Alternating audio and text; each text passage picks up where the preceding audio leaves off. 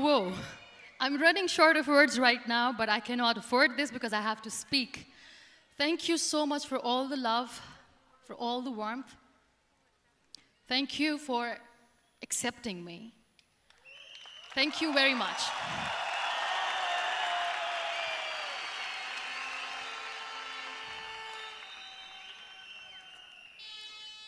Well, I always start my talk with a disclaimer. And that disclaimer is that I've never claimed to be a motivational speaker.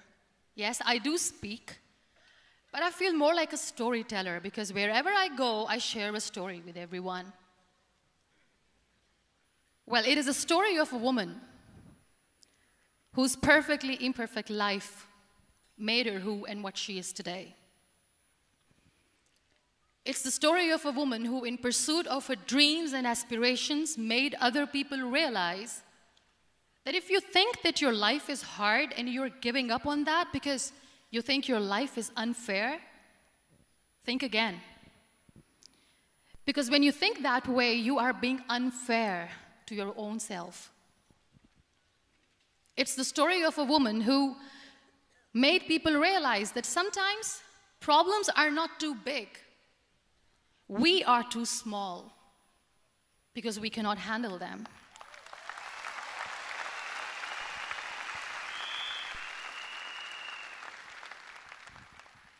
It is the story of a woman who with time realized that real happiness doesn't lie in success, money, fame.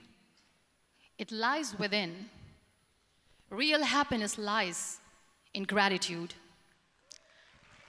So I am here, and I'm going to share the story of that woman. That is my story. The story of gratitude.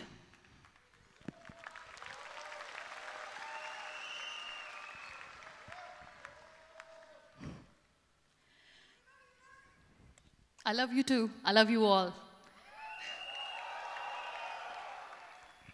I believe in the power of words. Many people speak before they think. But I know the value of words. The words can make you, break you, they can heal your soul, they can damage you forever. So I always try to use the positive words in my life wherever I go. They call it adversity, I call it opportunity. They call it weakness, I call it strength. They call me disabled, I call myself differently abled. They see my disability. They see my disability, I see my ability. There are some incidents that happen in your life, and those incidents are so strong that they change your DNA. Those incidents or accidents are so strong that they break you physically. They deform your body, but they transform your soul.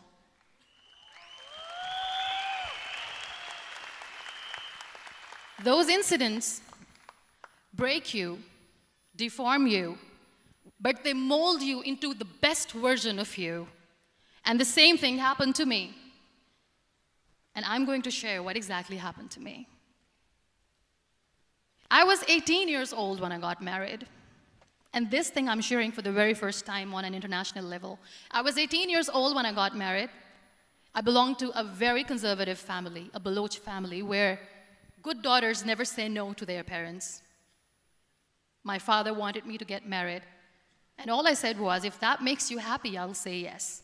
And of course, it was never a happy marriage.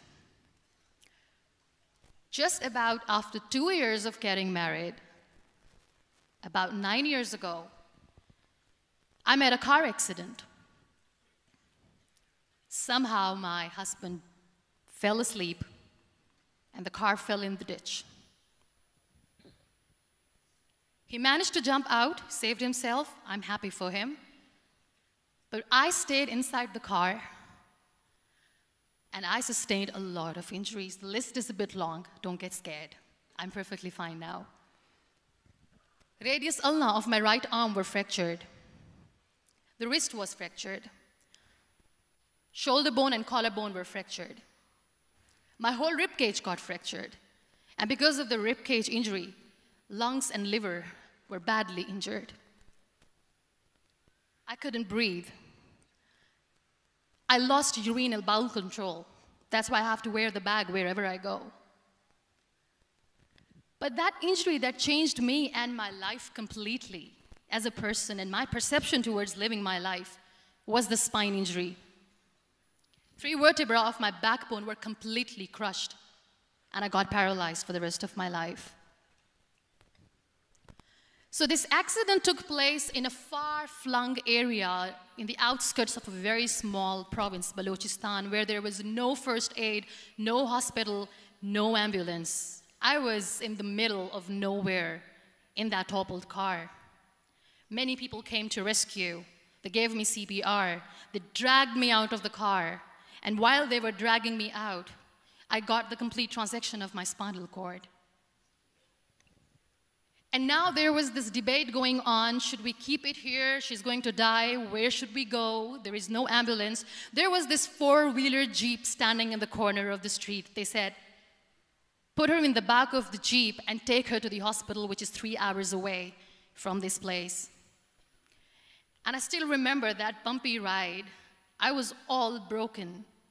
They threw me at the back of the Jeep and they rushed me to the hospital. That is where I realized that my half body was fractured and half was paralyzed. I finally ended up in a hospital where I stayed for 2.5 months. I underwent multiple surgeries. Doctors have put a lot of titanium in my arm. There's a lot of titanium at my back to fix my back. That's why people in Pakistan call me the Iron Lady of Pakistan.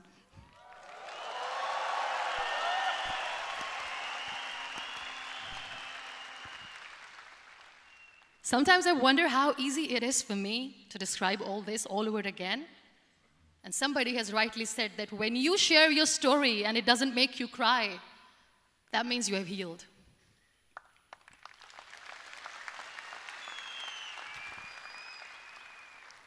Those 2.5 months in the hospital were dreadful. I will not make up stories just to inspire you. I was at the verge of despair. One day, doctor came to me and he said, well, I heard that you wanted to be an artist, but you ended up being a housewife. I have a bad news for you. You won't be able to paint again because your wrist and your arm are so deformed, you won't be able to hold a pen again. And I stayed quiet. Next day, doctor came to me and said, your spine injury is so bad, you won't be able to walk again. I took a deep breath and I said, it's all right. The next day, doctor came to me and said, because of your spine injury and the fixation that you have in your back, you won't be able to give birth to a child again. That day, I was devastated. I still remember, I asked my mother, why me? And that is where I started to question my existence. Why am I even alive? What's the point of living? I cannot walk, I cannot paint, fine. I cannot be a mother. And we have this thing in our heads, being women, that we are incomplete without having children. I am going to be an incomplete woman for the rest of my life. What's the point? People are scared. They think I will get divorced. What is going to happen to me? Why me? Why am I alive? We all try to chase this tunnel. We all do this because we see light in the end of the tunnel, which keeps us going. My dear friends, in my situation, there was a tunnel that I had to roll on, but there was no light. And that is where I realized that the words have the power to heal the soul. My mother said to me, this too shall pass. God has a greater plan for you. I don't know what it is, but He surely has.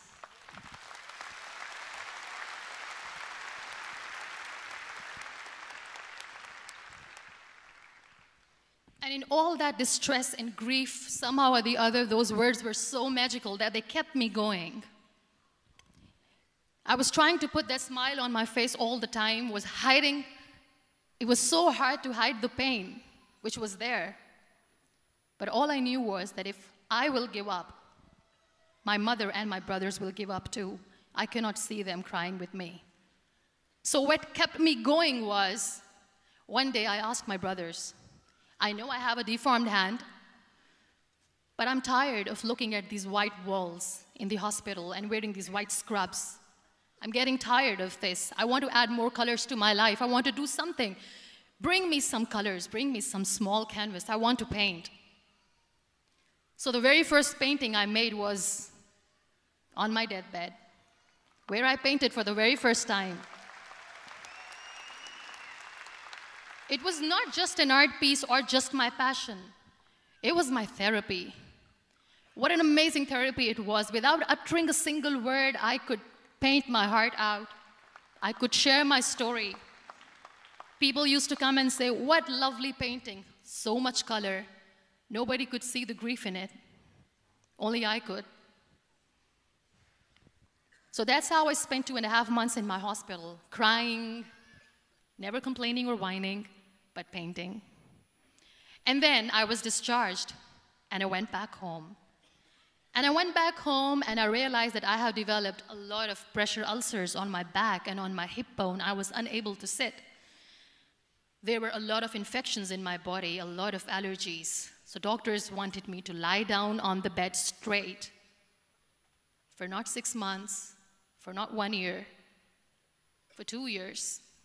I was bedridden, confined in that one room, looking outside the window, listening to the birds chirping, and thinking maybe there will be a time when we'll be going out with the family and enjoying the nature. That was the time where I realized how lucky people are, but they don't realize. That is the time where I realized that the day I'm going to sit, I'm going to share this pain with everyone to make them realize how blessed they are, and they don't even consider them lucky. There are always turning points in your life. There was a rebirth day that I celebrated. After 2 years and 2.5 months, when I was able to sit on a wheelchair, that was the day when I had the rebirth. I was a completely different person. I still remember the day I sat on the wheelchair for the first time, knowing that I'm never going to leave this, knowing that I won't be able to walk for the rest of my life. I saw myself in the mirror, and I talked to myself. And I still remember what I said.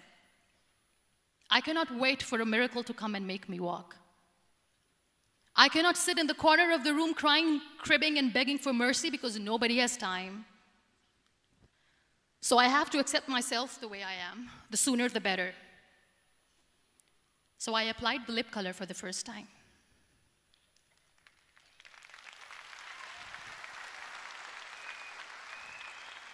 And I erased it. And I cried. And I said, what am I doing? A person on a wheelchair should not do this. What will people say? Clean it up. I put it again. This time I put it for myself. Because I wanted to feel perfect from within.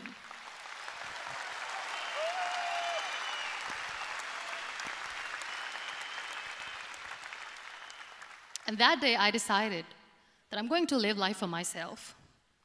I am not going to be that perfect person for someone. I am just going to take this moment and I will make it perfect for myself.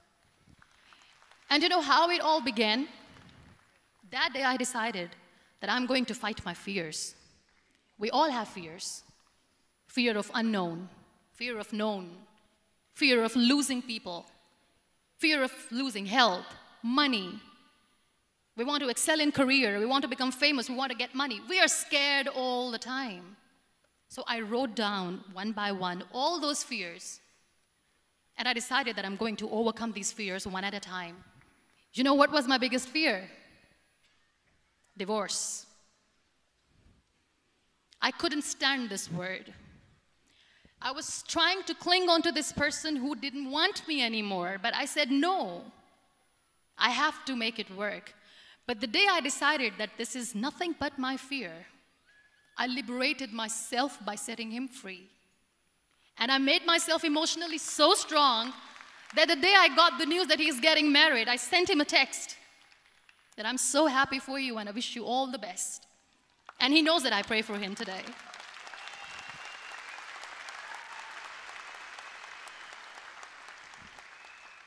My biggest fear, number 2, was I won't be able to be a mother again. And that was quite devastating for me. But then I realized there are so many children in the world, all they want is acceptance. So there is no point of crying, just go and adopt one. And that's what I did.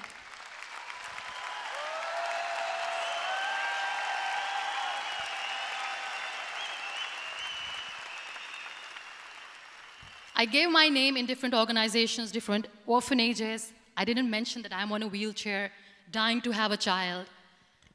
So I just told them that this is MUNIBA MAZARI and she wants to adopt a boy or girl, whatsoever, but I want to adopt a kid. And I waited patiently.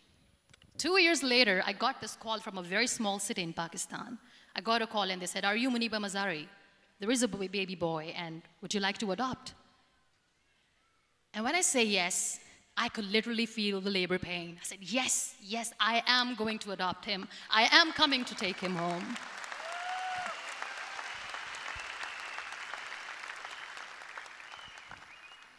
And when I reached there, the man was sitting and he was looking at me from head to toe. And in back of my head, I kept thinking that, oh my God, he is going to say she's on the wheelchair, she doesn't deserve it. How is she going to take care of him? And I looked at him and I said, do not judge me because I'm on the wheelchair. But you know what he said?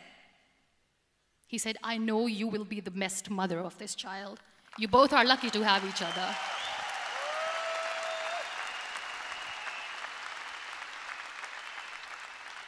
And that day, Niall was 2 days old, and today he's 6.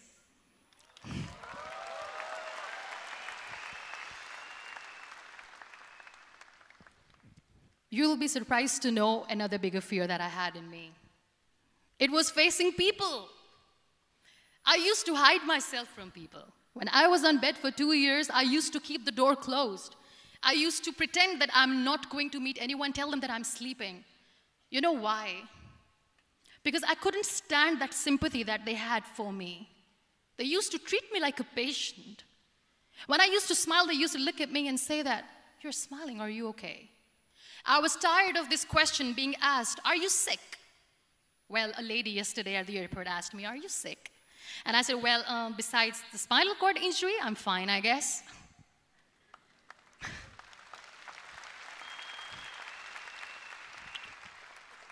But those are really cute questions. They never used to feel cute when I was on the bed. So I used to hide myself from people, knowing that, oh my God, I'm not going to see that sympathy in their eyes. It's all right. And today I'm here speaking to all these amazing people because I have overcome the fear.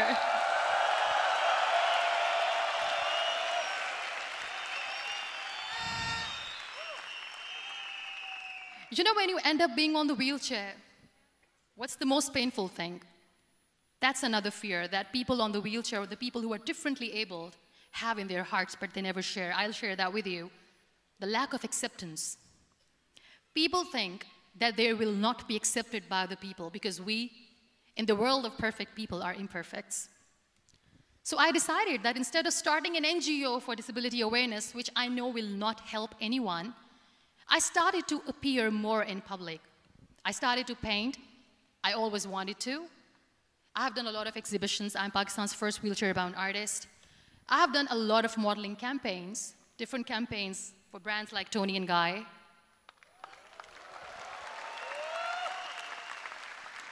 I have done some really funny, breaking the barriers kind of modeling. There was this one by the name Clown Town where I became a clown because I know that clowns have hearts too.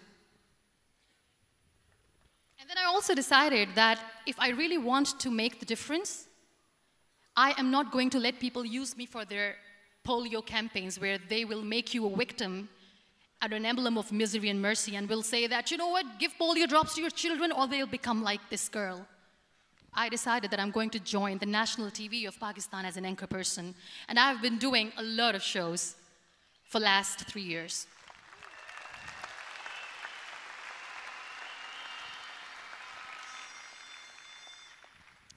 So when you accept yourself the way you are, the world recognizes you.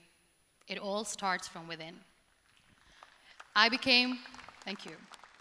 I became the National Goodwill Ambassador for UN Women Pakistan, and now I speak for the rights of women, children. We talk about inclusion, diversity, gender equality, which is a must. I was featured in BBC 100 Women for 2015. I'm one of the Forbes 30 under 30 for 2016. And it all didn't happen alone. You all are thriving in your careers. You have bigger dreams and aspirations in life. Always remember one thing. On the road to success, there is always we, not me. Do not think that you alone can achieve things. No. There is always another person who is standing behind you, maybe not coming on the forefront, but behind you, praying for you and supporting you. Never lose that person. Never.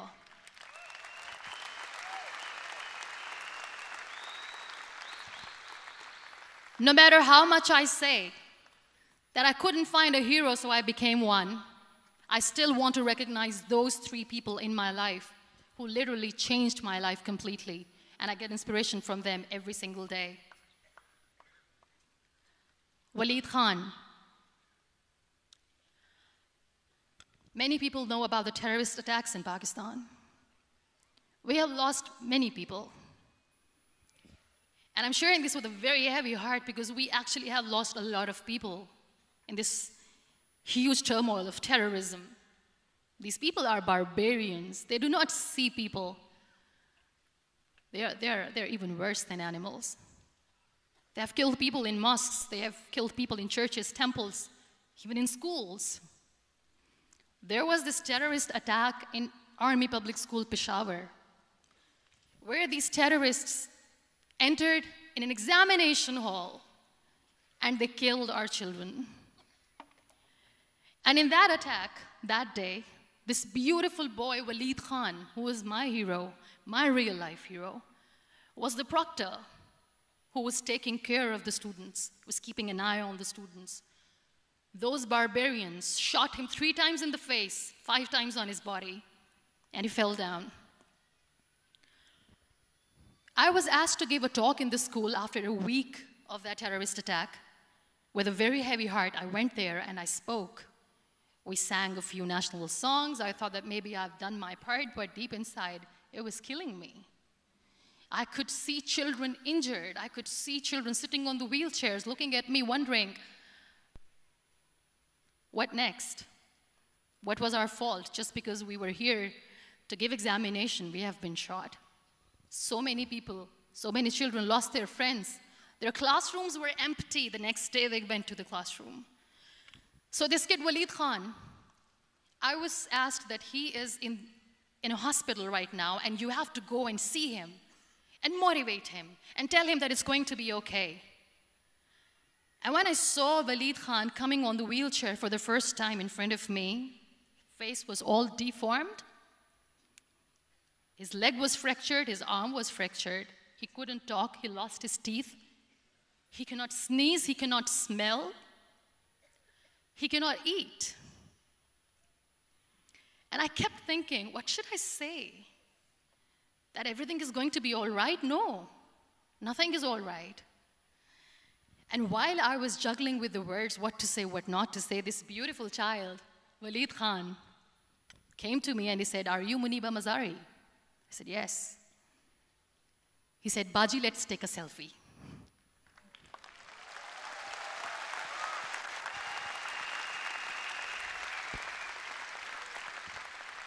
And with that beautiful, toothless smile of Waleed Khan, we took that beautiful selfie that I still have with me. I don't share that here because he was in a very bad shape that time. And that is where I realized that when I was thinking too much about his deformities, he's happy with himself. He doesn't even care. Because today he goes in the same school, and when somebody asks him that what happened to your face, why so many scars, you know what he says? "These scars are my medals and I wear them with pride."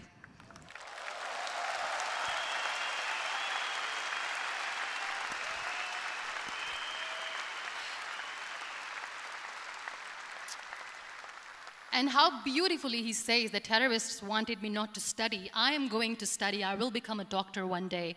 And this is my way of taking revenge from those terrorists. Another real-life hero, of course, my son. His name is Nile, N-I-L-E, River Nile. I learned so much from this kid. The first and foremost thing is patience. How to be patient when you know that your mother cannot walk, when you know that your mother is different from the other women, when you know that your mother cannot go out and play with you, how to stay calm. He loves football. And when we got the very first football, he was 4 years old. He was super excited. I still remember he came in the room and he said, "Mom, let's play football." And he kept the ball in my feet. And he said, "Let's kick it." And that day I felt disabled. I said, "I cannot kick the ball." And I was down with the same face. He looked at me and he said, "Well, that's all right. Your legs are not working, but your hands do. Let's play catch the ball."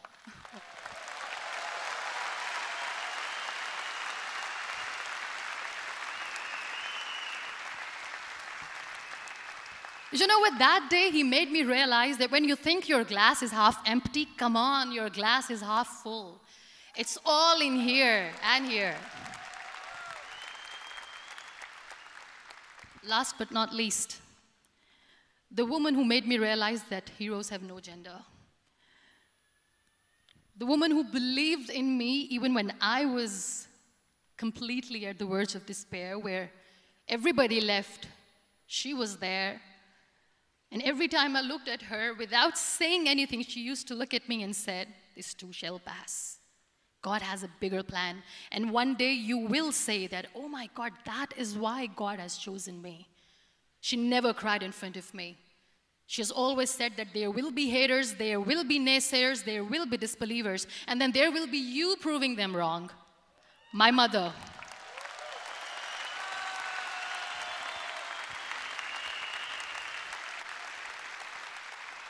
Whatever I am today, I'm nothing without her. I'm nothing without her. Thank you, Mama. I wish you were here. Thank you for making me who I am today.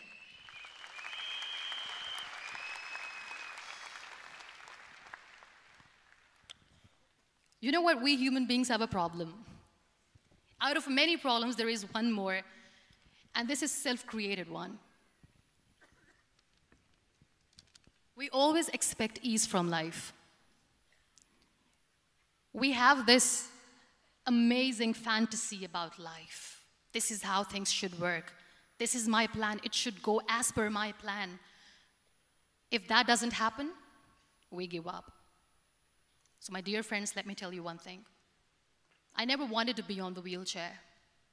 Never thought of being on the wheelchair.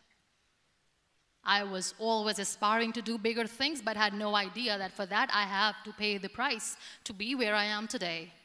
It's a very heavy price.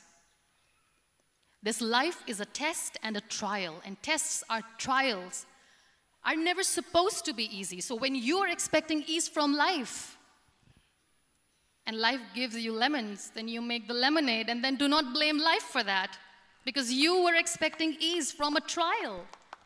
Trials make you a stronger, better person. Life is a trial, and with time you realize that.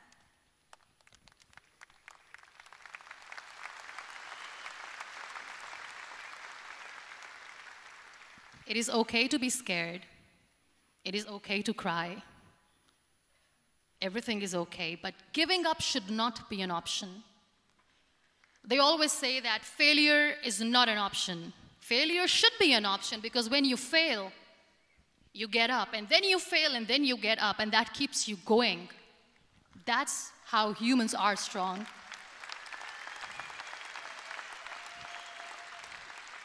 Failure is an option, should be an option, but giving up is not. Never. We have this thing in minds. We call it perfection. We want everything perfect. We want ourselves to be perfect. There is this image in our head about everything. Perfect life, perfect relationships, perfect career, perfect amount of money that we need to earn no matter what. Nothing is perfect in this world. We all are perfectly imperfect, and that is perfectly all right. That's all right. We were sent here not to become the perfect people. Those people who tell you how to look perfect, even those people are imperfect. Trying to fight this fear of looking imperfect. I used to be perfect. I still remember. I got this compliment years ago when I used to walk. Oh my God, look at you. You're fair, you're tall, you're perfect. Look at me now. You're still perfect. Only the perfect eyes can see that. Only the perfect eyes will see that. Only the perfect eyes will see that. So yes, in all those imperfections, you have to listen to your heart. You don't have to look good for people. You don't have to be perfect just because other people want you to be perfect. If your soul is perfect from within, that's all right. This is all what you want. This is all what you need to be. Our society has made very weird kind of norms to look perfect and great. For men, it's different. For women, it's different. We think too much about what people say. We listen to ourselves too little. You know what makes you perfect? When you make someone smile. You know what makes you perfect? When you try to do something good for the people around you. You know what makes you perfect? When you feel someone's pain. And how beautiful pain is that it connects you with people. No other medium can connect you with others but pain. That's why I always say that I'm in pain, and that's a blessing in disguise for me. Today,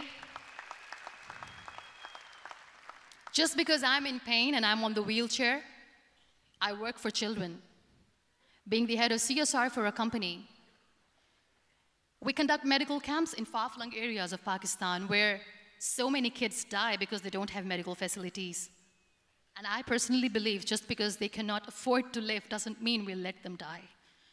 So we give them money, we give them medical treatment, we try to heal their wounds, physical and emotional. And I also work for the beautiful people. We call them third gender, the transgender community of Pakistan. You know what connects me with them? All my imperfections. When I go and I hug them, they never judge me. And this very good friend of mine, her name is Bijli. Bijli means electricity. She calls herself electricity. And I said, are you electricity? She says, no, I'm lightning. I'm as strong as lightning. Because we have very bad power outage, so she doesn't want me to call her electricity. So she says, I am very strong. I'm thunder, I'm lightning. She came to me, and the first time I hugged her, she said, you are just like me. And I said, yes, I am like you. Because to people, we are so imperfect. So how beautiful these imperfections are, that because of these imperfections you can connect with people. Then why are we all running after being perfect? What's the point?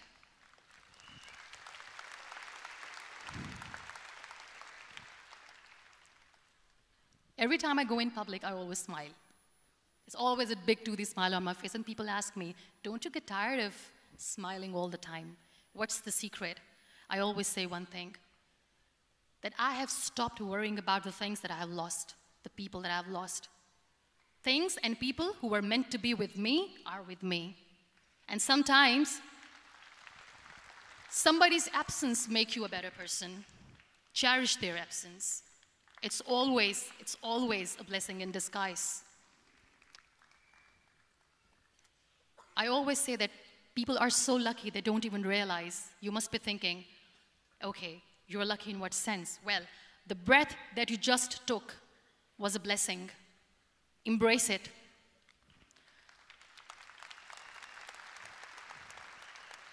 There are so many people in the world who are dreaming to live a life that you are living right now. You have no idea. Embrace each and every breath that you are taking. Celebrate your life. Live it. Don't die before your death. We all die.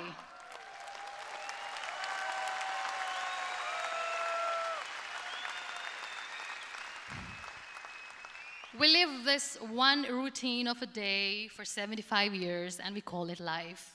No, that's not life. If you're still thinking why you have been sent here, if you're still juggling with the concept of why you are here, you haven't lived yet. You work hard, you make money, you do it for yourself. That's not life. You go out, you seek for people who need your help, you make their lives better. You become that sponge which can absorb all the negativity, and you become that person who can emit beautiful, positive vibes. And when you realize that you have changed someone's life, and because of you, this person didn't give up, that is the day when you live. Always.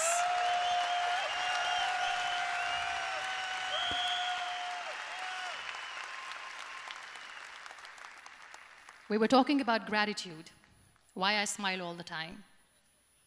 I cry all night when nobody sees me, because I'm a human and I have to keep the balance. And I smile all day because I know that if I will smile, I can make people smile.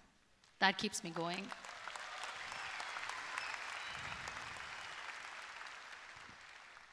Be grateful for what you have, and you will always, always end up having more. But if you'll cry and if you'll crib for the little things that you don't have or the things that you have lost, you will never ever have enough. Sometimes we are too busy thinking about the things that we don't have that we forget to cherish the blessings that we have.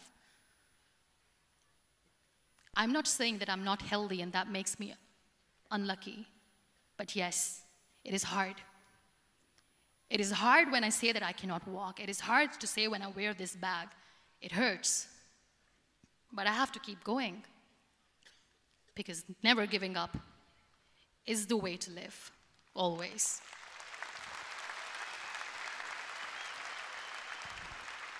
So I'll end my talk on a very short note.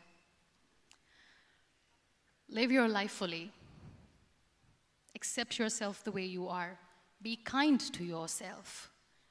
Be kind to yourself. I'll repeat, be kind to yourself, and only then you can be kind to others. Love yourself and spread that love. Life will be hard. There will be turmoils, there will be trials, but that will only make you stronger. Never give up.